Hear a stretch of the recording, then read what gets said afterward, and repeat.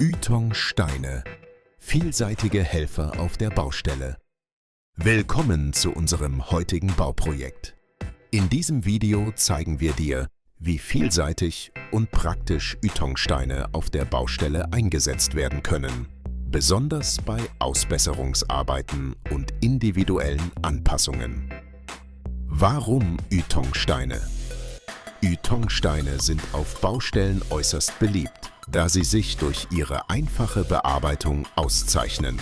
Mit Werkzeugen wie einer Säbelsäge, einem Messer oder sogar einem Hammer lassen sich diese Steine mühelos zuschneiden und anpassen. Anpassung einer alten Kaminöffnung. In unserem Projekt passen wir eine alte Kaminöffnung an.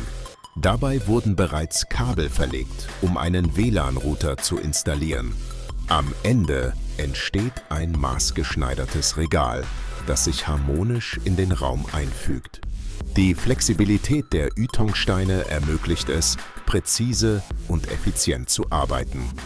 Materialien für dein Ytong-Projekt. Ytong-Steine, leichte, einfach zu bearbeitende Porenbetonsteine, ideal für individuelle Bauprojekte. Dünnbettmörtel, spezieller Klebemörtel für die Verarbeitung von Ytong-Steinen, der eine dünne, aber feste Verbindung ermöglicht. Dosenbohrer, zum Bohren von Löchern für Kabeldurchführungen oder Steckdosen in Ytong-Wänden. Fazit: Ytong-Steine sind die idealen Partner für individuelle Bauprojekte.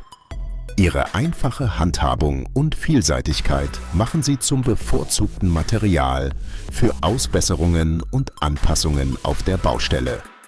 Folge uns für mehr Informationen und praktische Tipps rund um Ytong und Bauprojekte.